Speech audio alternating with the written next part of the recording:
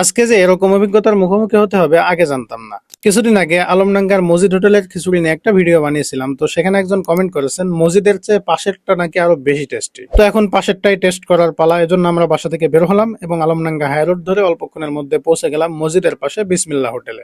ওখানে গিয়ে বসলাম এবং 2 প্লেট খিচুড়ি দিতে বললাম। কিছুক্ষণের মধ্যে খিচুড়ি হাজির হয়ে গেল, কিন্তু এ কি, শুধু খিচুড়ি আর ঝাল ভর্তা, আলু ভর্তা আর লেবু কই, যেটা অন্যান্য হোটেলে দেয়। পরক্ষণে জানতে পারলাম 30 টাকাতে এখানে এটাই বরাদ্দ, তবে মাংস আছে, চাইলে নিতে পারবো। কিন্তু মাংস খাওয়ার মতো পয়সা কি আর আমাদের আছে? যা হোক, ভাবনা চিন্তা বাদ দিয়ে বিসমিল্লাহ বলে খাওয়া শুরু করলাম। এখন শুধু খিচুড়ি কেমন লাগছে তা হয়তো মুখের এক্সপ্রেশন দেখেই বুঝতে পারছেন, তাই সাথে ডিম দিতে বললাম। আর ডিম সহ এখন এর মূল্য দাঁড়ালো 50 টাকা। যা হোক, এক পর্যায়ে আমরা খাওয়া শেষ করলাম এবং হাত ধুতে বেসিনে গেলাম। এখন এই খিচুড়িটাকে যদি রেটিং দিই তাহলে কত দেওয়া যায়? সর্বোচ্চ হয়তো 6.5 আউট অফ 10 দেওয়া যায়। তবে এই খিচুড়িটা যেমন ঝরঝরা ছিল, মাংসের সাথে এর কম্বিনেশনটা হয়তো আরো দারুণ হতো। ওটা না হয় আরেকদিন টেস্ট করা যাবে।